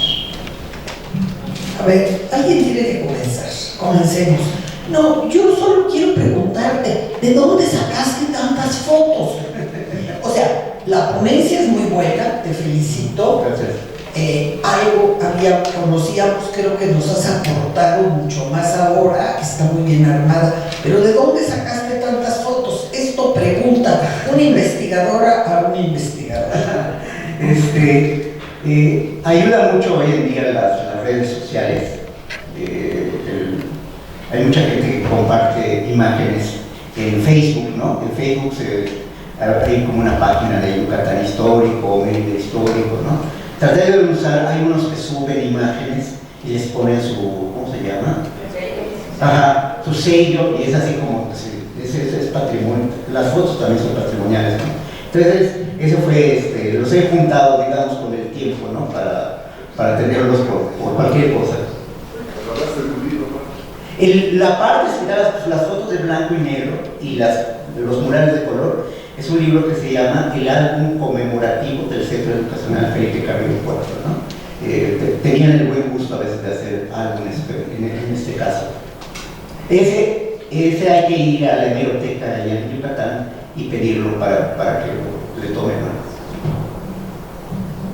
Bueno, y un poco ya sobre este tema de la historia, creo que es muy interesante porque el tema de la normal es paralelo en tiempo a la Escuela Nacional de Maestros de Pani. Siempre hemos sabido, ¿no?, y sobre todo en esta época de los gobiernos socialistas, de que Yucatán se gobernaba a sí mismo en muchas cuestiones. Una de ellas es esta. La prueba es que durante mucho tiempo no perteneció al CAPSE. Pero en este paralelismo de las dos escuelas normales, hay una frase, y ahorita no me acuerdo dónde, pero yo creo que es lo mismo que pensó Amábilis y el gobernador, que esto que expresó Pani. Dice: hay que hacer una escuela donde van a estudiar los profesores, que van a ser los profesores de los mexicanos o los yucatecos del futuro. Se tienen que sentir orgullosos de ser profesores en un edificio de gran calidad. Nada más esa como comparación, porque además es muy interesante. Esas dos normales están perfectamente en el tiempo. Me parece súper refrescante, súper interesante, sobre todo que buscando la historia de Mérida, parece que solo existe del siglo XIX para atrás, ¿no? Hay todas estas páginas y todo eso ya de circulación más general, se ignora lo moderno y hay muchísimo por descubrir. Muchas gracias. De nada. Bueno, yo nada más abonando a lo que decía Marco Aurelio, el caso de González Beitia, que es el que menciona él como uno de los promotores, en este caso de este edificio, él llegó a ser gobernador de Yucatán, precisamente en el siguiente sexenio. O sea, era un grupo político con mucha influencia, que estaba muy asociado al Partido Socialista del Sureste. Tan es así que él renuncia cuando le impone Miguel Alemán un gobernador, cuando ellos tenían la atribución de poner así, se exilia en Cuba. Y bueno, era un grupo político muy fuerte que tenía una identificación también muy importante con el socialismo de Yucatán. Gracias. Solamente agradecer la ponencia, porque recordando, nosotros estudiamos en Mérida 2001-2003 y era un fantasma el proyecto, ¿no?, la obra. Siempre nos hablaban de que ahí existió este centro, pero no teníamos más información que los relatos, ¿no?, de los profesores, y pues gracias a tu participación podemos entender mejor el centro Carrera del Puerto. Felicidades. Quisiera agregar una anécdota sobre la parte facciosa que se volvieron los normalistas en este edificio. Un político ahí de Yucatán me comentaba que su mamá había sido maestra normalista, pero daba en una escuela particular. Entonces, ella y cualquier profesor que estuviera dando en una escuela particular no podía pasar por la calle 54, porque las abucheaban, no les decían cosas, ¿no? O sea, había estas cosas, y por eso una de las primeras cosas que los sacaron y los llevaron a, es el que hicieron en el norte, ¿no? Ahí por la escuela normal, que sacaron. Gracias. Muchas gracias.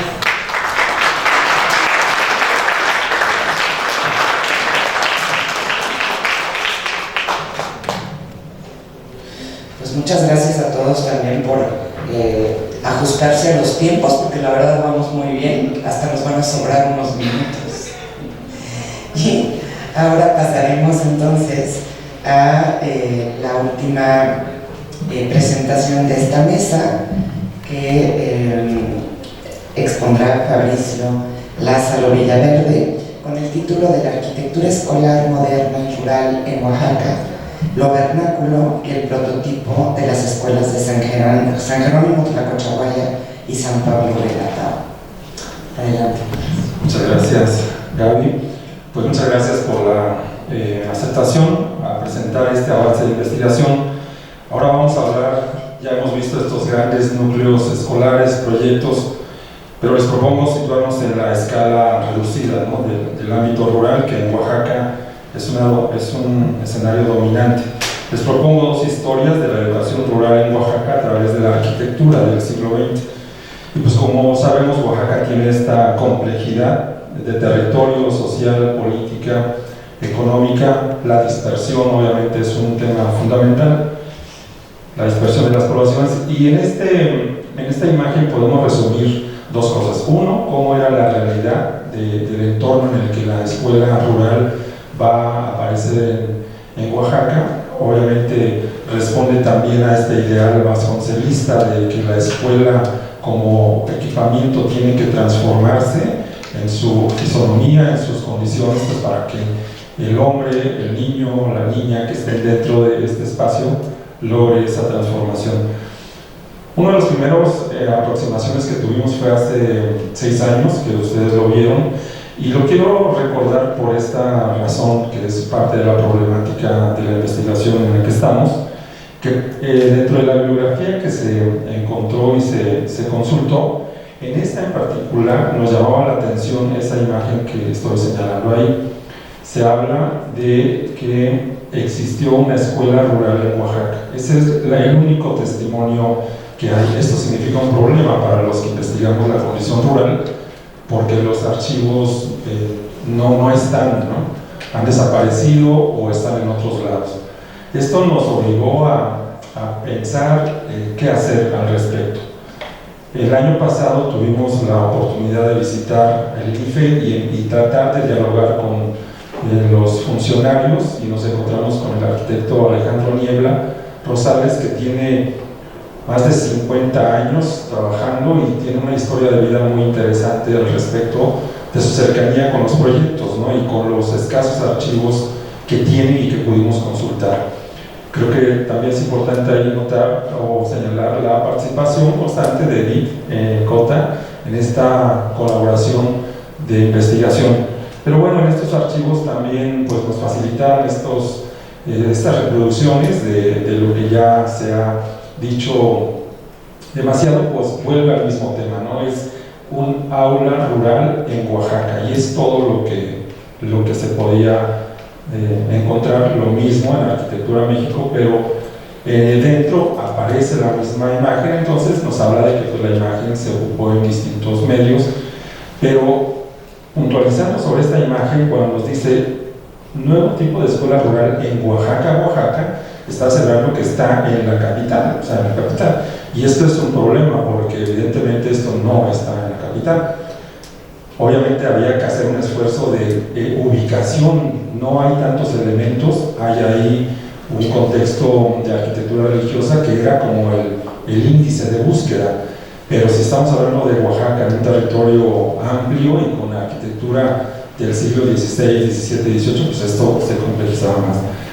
Al final dimos con el lugar, y efectivamente por la cercanía y por la frecuencia de conocer San Jerónimo Tlacochahuaya, pudimos determinar que efectivamente esa imagen corresponde a la escuela primaria de San Jerónimo Tlacochahuaya en Oaxaca. Entonces, una vez ubicados, pues abordemos el tema, cómo se coloca esta escuela ahí.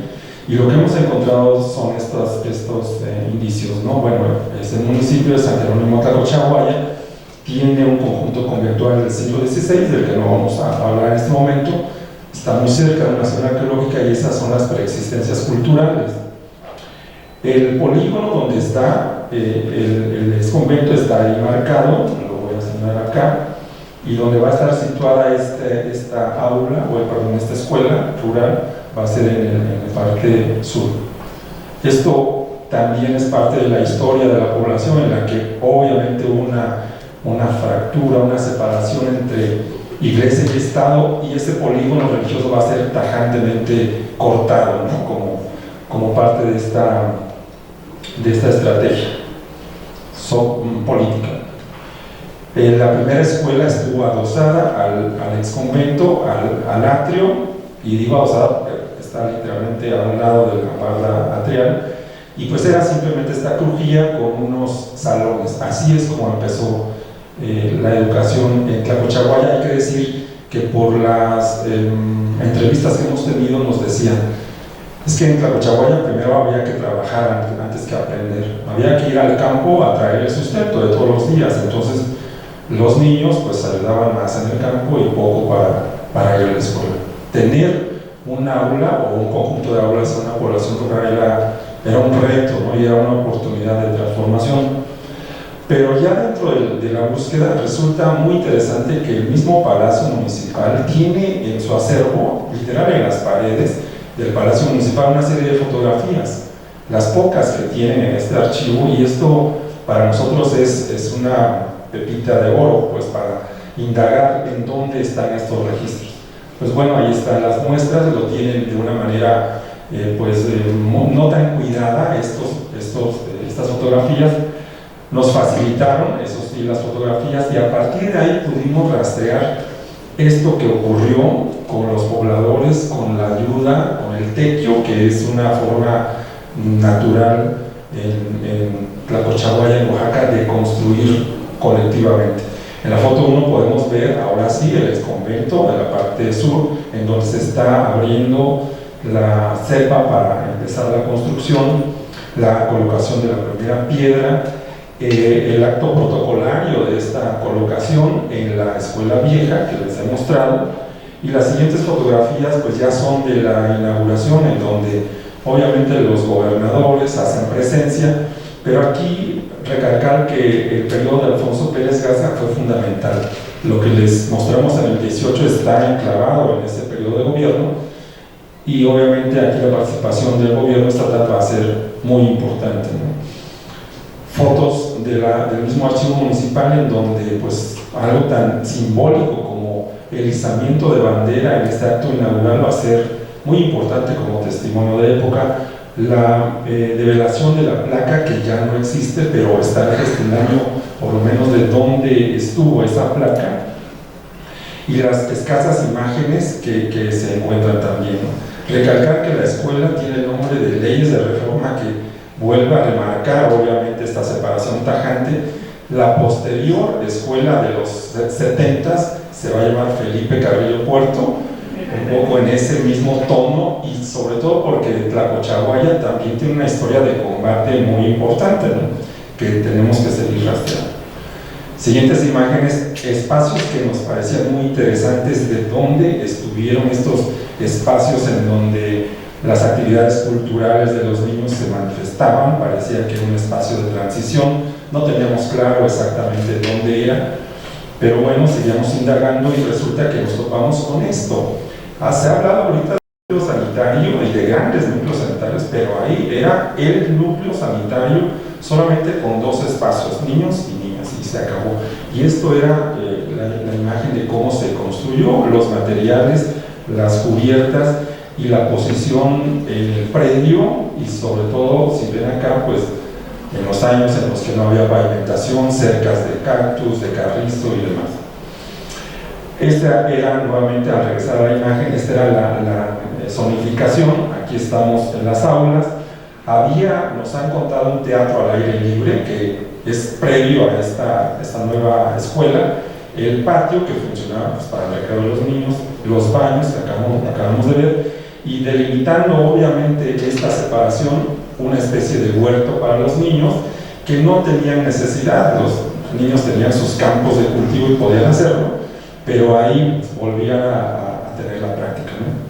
En un levantamiento arquitectónico que ya hemos hecho con alumnos de servicio social, pues hemos reconstruido cómo está esta división de las escuelas en estas 6 aulas, y obviamente ya se aclara el punto en donde estaba este espacio que permitía entrar y salir, aunque no hubiera la delimitación perimetral, ya estaba indicado por dónde se iba a entrar a la escuela y por dónde se iba a salir, aunque obviamente el proyecto de delimitación hubiera sido posterior, ¿no? Ahí están las dimensiones que hemos encontrado, los levantamientos igual de las fachadas, la posición de esta bandera, y esta es su situación actual. El edificio se mantiene, aunque el uso ha cambiado, obviamente porque la población escolar creció, se construyó otra nueva, pero por lo menos hay esta permanencia del edificio, aunque los usos se han combinado, ¿no? Ahí se han activado oficinas municipales de drenaje y esto le ha dado, pues, por lo menos la permanencia, ¿no? También importante ahí la participación de Andrés Senestrosa. Andrés vivió ahí un tiempo en Tlacochahuaya y de alguna manera apuntala el nuevo uso con la biblioteca que lleva su nombre. En esta indagatoria con los pobladores nos han contado también que estos eucaliptos los sembraron ellos con esta idea del maestro rural que activa una participación de los niños, y estos eucaliptos pues tienen toda esa edad, todavía se mantienen, incluso nos contaban que servían como porterías para que los niños jugaran en el receso. Esta es la imagen. Hay contrafuertes que se le han colocado posteriormente, ¿no?, en los laterales para darle estabilidad, pero da gusto ver que por lo menos hay esta atención. Hay sí poco mantenimiento, pero por lo menos pervive. La estructura general ya está aplanado, ya no podemos ver la estructura aparente del concreto y el ladrillo que se usó, pero bueno, estas son las condiciones. Ha habido cambios en el nivel de suelo que explican por qué quedó abajo esta escuela. Se constata la colocación de la asta bandera y ahí continúa este elemento metálico, ¿no? Aunque ya sin uso. Lo que mencionaba, junto se ha activado una plazoleta y pervive esta jardinera como recuerdo de donde los niños cultivaban hortalizas. Esta es la planta arquitectónica que se ha levantado. Es una disposición muy sencilla, con un ducto aparentemente de servicio en el centro, con unas escaleras al frente. Este es el dibujo que se ha hecho para constatar. Pero lo interesante aquí es esto, ¿no? Cómo con un elemento tan sencillo, pensemos que la cancelería era difícil de tener en esos momentos, y pues una solución tan práctica como poner estos elementos verticales para controlar privacidad, permitir ventilación, iluminación, pues se hizo y pervive. Eso es lo interesante. Y se usa todavía ahora como núcleo sanitario, de lo que vamos a ver más adelante. La vista exterior se mantiene en mejor estado que la escuela. Esta es la imagen. Los cambios obviamente han obedecido a este crecimiento. En este polígono hay un nuevo mercado municipal en sustitución del anterior. La cancha de básquetbol ha tomado el lugar del teatro. Ha habido o hay un auditorio en lo que fue antes el patio y las oficinas municipales que hemos visto. Desafortunadamente, lo que ha pasado es esto: el patio se ha cubierto y se ha convertido en un auditorio municipal que también, hay que decirlo, es importante para la población. Esta es la imagen donde se ve el cambio de escala, la relación con el edificio, el acceso todavía al exconvento por la parte sur, que se mantiene obviamente, la imagen lateral donde se ve este conflicto de los dos edificios escolares y la nueva cubierta. Bueno, aquí está el núcleo sanitario, y dentro de lo que se le hizo fue colocarle este depósito de agua sobre, y esto lamentablemente ha ocasionado problemas al interior por exceso de carga de humedad que ha filtrado al interior y ha dañado esta trave de carga. Desafortunadamente está en este estado, no hay mantenimiento. Bueno, una imagen en la que se enlaza el acceso, ya tan pronto el acceso, el acceso esto ha pasado. Desafortunadamente, para colocar la nueva estructura del auditorio, miren qué tan cerca le llegó, prácticamente poco faltó para demoler en este punto. Recortaron las bóvedas, recortaron una de las trabas, desafortunadamente. Y bueno, en lo que me queda de tiempo les doy un avance del internado, que es otro tema interesante que estamos trabajando en Guelatao. Como todos sabemos, Guelatao pues tiene toda esta trascendencia histórica, que no voy a abundar más en ello, todos sabemos la historia, pero en los documentos que hemos encontrado, pues justo hay esta constatación de que el ámbito rural desde cárcel fue atendido, no cabe duda, y cómo los funcionarios eran recibidos con bombo y platillo, aunque sea para colocar una piedra o inaugurar un aula o dos aulas, ¿no? Y este no va a ser la excepción. También estos documentos nos generan nuevas preguntas como, bueno, esto es de Oaxaca, pero volvemos al punto, está junto a una escuela, pero ¿en dónde es? ¿No? Y esto genera nuevas interrogantes, pero también estos documentos nos dan otras respuestas, como hemos detectado a Martín Luis Camino en Oaxaca, arquitecto moderno, pero resulta que desde ahí ya estaba integrado con el CAPS. En la documentación oficial que consultamos, pues ahí ya aparece este internado en el Atao, y va a ser fundamental pues constatar con las fotografías que disponemos cómo es su arquitectura. Esto es Guelatao, estamos a hora y media de la ciudad de Oaxaca. Aquí está la Laguna Encantada, en donde Benito Juárez salía a pastorear a las ovejas, y se ha hecho una reproducción a un lado de lo que hipotéticamente era su casa. Está aquí, y en esta casa simbólica donde vivió Juárez, se ha colocado una serie de fotografías, y dentro de ellas pues se ha encontrado pues algo como esto, ¿no? Bueno, también se ha encontrado en el museo que está a un lado estos documentos, sí, litografías, ¿no? Grabados, en donde bueno, se constata nuevamente este romanticismo sobre dónde estuvo la casa de Juárez, el Juárez pastor, el Juárez niño que sale a estudiar a la ciudad de Oaxaca, pero también se han encontrado pocos vestigios de cómo era la educación, cómo era la arquitectura del Atao, algunos interiores, algunos exteriores, de lo primero que pasó ahí. Este es el internado, obviamente ya pertenece a la arquitectura de los años 70, está colocado a un lado de la laguna y está asentado en una superficie de pendiente, y pues aquí las plataformas van a ser muy importantes. Fotos del archivo de CAPSA son estas, pero en este problema también de no ubicar, estas fotos aparecen como sin lugar y sin fecha, ¿no? Pero porque conocemos el lugar, podemos constatar que es el internado. Estas son las fotos, se ve la disposición, el uso de los materiales que ya se han mencionado aquí, el aula tipo que se está usando en estos periodos, los aterrazados aquí son muy importantes para la contención del terreno, pero a partir de estos aterrazados pues, se crean estas superficies verdes, ¿no? Las plazas, las plazoletas, en fin, este es el repertorio.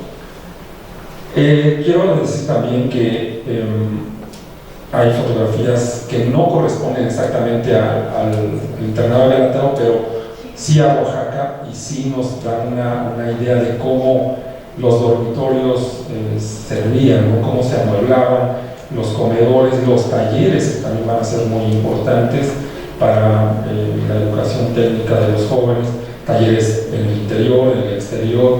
Nos sorprendió estas imágenes en donde a las niñas se les enseñaba carpintería, ¿no? Cosas que parecen que estaban siendo exclusivas para niños. La avicultura también fue un tema importante. Y bueno, se ha tenido un acceso solamente a, este es el único documento que tiene el IOCIFE, que es el Instituto Oaxaqueño, el único que tiene el levantamiento de este internado. Sigue funcionando, afortunadamente, y el estado actual es este, ¿no? Fotos de pocos años, falta mantenimiento, hay cosas que se están desprendiendo, las tejas se están desprendiendo, hay pisos que ya necesitan mantenimiento, pero lo importante que vemos está en uso, hay niños ahí todavía viviendo, y la posición del internado en Guelatao y no Ixtlán, que es un poblado cercano y más importante, pues obedece a este punto simbólico del nacimiento de Benito Juárez, porque ahí aglutinaría a las demás poblaciones que tendrían la oportunidad de estudiar y dormir en un periodo de semana. Imágenes también que constatan pues el aula tipo, la estructura metálica, algunos acabados que todavía permanecen, ¿no? Como el uso de la madera.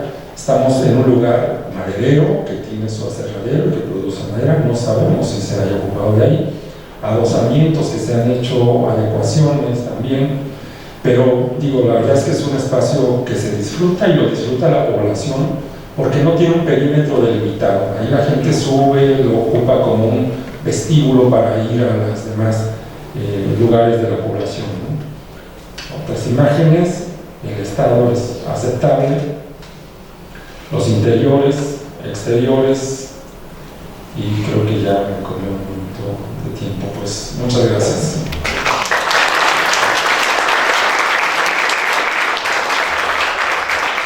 Muchas gracias, Mauricio. Sentí que te estábamos correteando un poco, pero acabaste perfecto con el tiempo. Qué interesante. Bueno, pues, a ver, Elvia tiene la primera pregunta. Pues muchas felicidades, Fabricio, muy interesante, sin duda, lo que nos presentas. Y yo tengo una duda respecto a la última imagen que pusiste, y veo unos volúmenes muy interesantes. ¿Esos son originales? Sí. Sí, son originales. En otros ejemplos de fotografías que nos facilitó el INIFED, sí hay ese vestigio de que en otras escuelas o internados se colocaron estas cajas, ¿no? Porque eso haría el volumen para guardar los materiales, sí, y además la vestibulación a los salones, ¿no? Exactamente. Eso es realmente muy interesante. Y mi otra pregunta es en relación al proyecto anterior. Disculpa, no me quedó claro, o sea, ustedes empezaron a investigar a raíz de una fotografía y finalmente sí encontraron el sitio, o sea, el trabajo, digamos, fue identificar dónde había quedado esa escuela, ¿no? Sí, exacto. Ajá.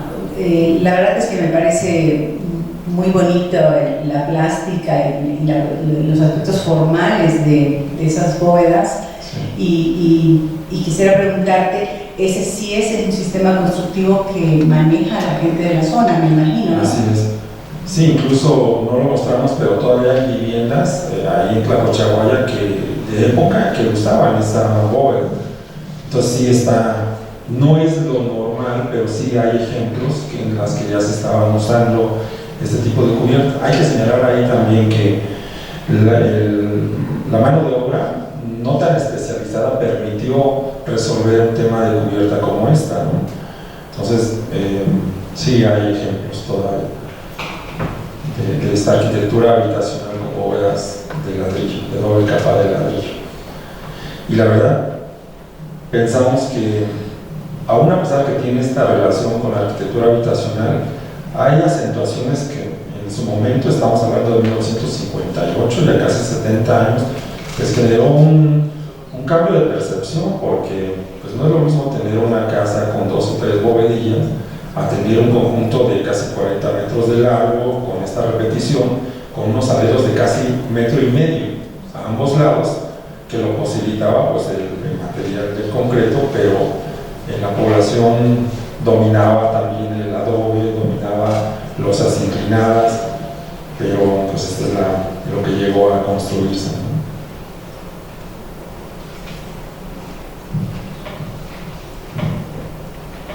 Gracias, felicidades Fabricio, a ti y a tu equipo de investigación. Es impresionante cómo a partir de una foto se puede ir reconstruyendo, ¿no? Todo una obra pues, con estas características. Mi pregunta, mostraste en la primera, en Tlacochahuaya, mostraste que había la crujía terminaba con unos contrafuertes. Mi pregunta es, evidentemente pues la sucesión de bóvedas hace que el empuje sea hacia afuera. Sí. ¿Estos contrafuertes son originales o corresponden cuando se utilizó con otros usos? Sí, no, los contrafuertes son posteriores, porque en las escasas 10, 15 fotografías que se mostraron no tiene estos contrafuertes, y obviamente ahorita que está aplanado no lo pusimos, pero sí hay una separación evidente, ¿no? Porque no hubo anclaje entre el elemento de concreto y el nuevo. Entonces son posteriores y suponemos que el criterio fue darle alguna estabilidad, a pesar de que no obedece al punto, ¿no? al lugar estructural que es.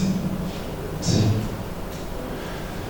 Pero pues sí, el ejercicio de partir de una fotografía fue interesante, pues sobre todo porque esto pasa, ¿no? Es muy frecuente, y obviamente no es culpa del fotógrafo, del que publicó el libro, tal vez no tenía ni el dato, Pero pues eso nos da pauta pues a indagar, ¿no? Y afortunadamente lo encontramos, pero si hubiera sido en una población a 6 horas de la capital, pues iba a ser prácticamente imposible, ¿no? Pero con esto queremos señalar que esto sucedió en todo el ámbito de Oaxaca, que a lo mejor no eran los grandes centros escolares, pero con un conjunto de aulas se inició un proceso de alfabetización que fue fundamental pues, para el desarrollo de nuestro estado, ¿no? Muchas gracias. Muchas gracias, Fabricio. En el primer edificio de aquí del pueblo, que tienes justamente esta imagen con el diagrama, me llama mucho la atención cómo se crea una tensión en una plaza que viene quizás desde los tiempos prehispánicos en algunos casos, ¿no? Sí. Me acordé de Calquini, Campeche, que tenía una plaza prehispánica muy grande y les alcanzó para hacer su escuela tipo cárcel en el pueblo, ¿no? Más, ya sabes, cancha de básquetbol y esas cosas, ¿no? Y la otra cosa, ahora viendo tu trabajo y esta reinterpretación de la foto, en el Ciesas, Oaxaca, está, creo que Carlos Sigüenza, Sí. que él también tiene ahí, no sé qué archivo trabajó, donde se muestran a los educadores que fueron a cada pueblo. No me acuerdo si salían a algún edificio o algo así. También es como los años 40, 50, ¿no? Sí, así es. Esta sí es del 58. Okay. Sí, seguramente en Ciesas vamos a encontrar más información, ¿no? de contexto. Exacto. Sobre todo de cómo los profesores llegaban y activaban una serie de acciones a favor de la colectividad. Es decir, en el ámbito rural el profesor no solamente era quien enseñaba, sino quien enseñaba incluso a los pobladores a hacer muchas cosas, ¿no? Digo, como recuerdo, mi suegro fue profesor y trabajó mucho en el ámbito rural y a él le tocaba enseñar a los niños a tejer hamacas, por ejemplo. En el ámbito urbano esto ya no se consigue, pero en el ámbito rural de extrema pobreza era una forma de enseñar a los niños pues, a que de no concluir sus estudios tuvieran una actividad económica de donde proveerse, ¿no? Y lo que dices es cierto, Tlacochahuaya tiene una presencia prehispánica muy clara en el templo, en la fachada hay incrustaciones de piedras. Estamos a 10 minutos de Dainzú, que fue una zona prehispánica también. En el mismo palacio municipal está una estela incrustada, y pues eso da testimonio de que probablemente ahí donde está colocado el ex convento seguramente hubo algún vestigio. La verdad es que Tlacochahuaya nos daba para abordar los dos ejemplos, pues, ¿no? Porque ahí mismo está la otra escuela que se construyó después de esta, ¿no? Con una tipología que ya vimos de la casa, ahora casa rural. Bueno, Fabricio, y otro detalle, igual que cuando presentaste el Jardín de Niños de Oaxaca, ¿no? Con imágenes de Disney que también se dieron mucho allá en el norte, el asunto de los eucaliptos. Sí. Las escuelas públicas que presentaré mañana, no sé si son originales, pero quizás sean muy próximos a la terminación de la construcción. Todos estos planteles están totalmente rodeados de eucaliptos, que es un árbol muy extraño para nosotros.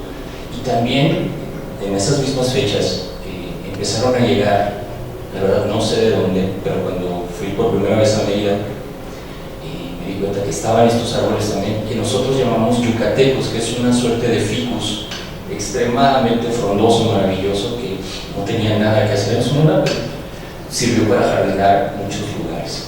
Entonces no sé si, aparte de la anécdota que los pobladores de estas localidades sembraron eucaliptos, ¿tendrás información de por qué? Pues no lo hemos indagado realmente, pero es una muy buena pregunta para seguir. Y sobre todo esto nos da pie a pensar que, o sea, el objeto de estudio no es solamente la escuela, ¿no? El edificio, sino que creo que el tema de la modernidad está enclavado en personas que vieron a través de la arquitectura una forma de llegar a otro lugar, ¿no? de avanzar en su condición.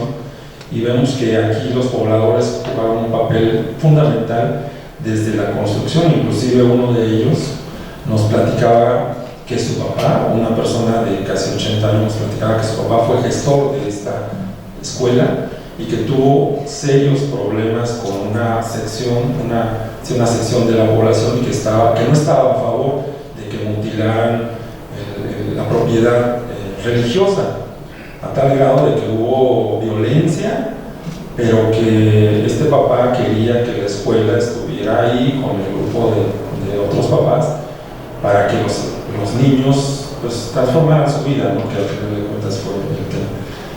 La relación con la naturaleza creo que es muy importante. El origen del mismo árbol no es del lugar, pero pues da pie como para ir tejiendo estas historias paralelas, ¿no? De la modernidad a través de la intervención arbórea, constructiva, de participación social, que creemos que es una historia linda también de contar. No, doctora, desafortunadamente no hemos llegado ahí, pero tenemos la encomienda de buscar a lo mejor la relación con un arquitecto local de esa época, Octavio Flores Aguillón, es el arquitecto que conocimos del Jardín de Niños. A lo mejor por ahí tuvo una participación, un asesoramiento, ¿no? Pero digo, la verdad es que los constructores eran diestros en hacer estas bóvedas y poco podían haber tenido un acompañamiento, pero lo vamos a seguir indagando. Gracias. Bien, si no hubiera otra pregunta o comentario, pues daríamos por concluida esta mesa y con el aviso que vamos a tener pues un receso para la hora de la comida y nos reuniríamos aquí a las 3:30 de la tarde para continuar con la siguiente mesa. Muchísimas gracias a los 4 participantes de esta mesa.